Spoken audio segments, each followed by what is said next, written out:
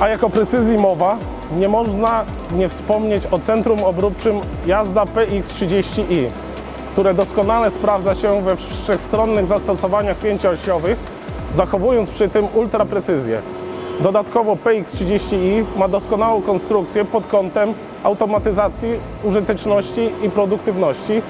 Obrabiarka Jazda PX30i to połączenie japońskiej dokładności i produktywności.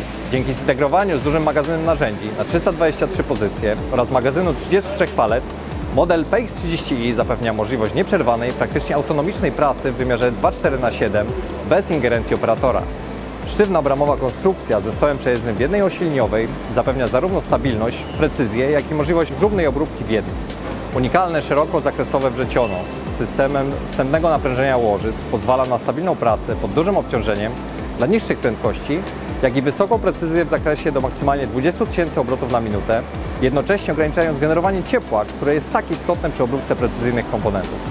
Stół obrabiarki ma postać kołyski i realizuje pracę czwartej i piątej osi poprzez bezpośrednie napędy z wysoką dynamiką nawet do 125 obrotów na minutę, zachowując przy tym dokładności rzędu 3 mikronów okrągłości potwierdzoną w testach obróbki trudno skrywalnych materiałów.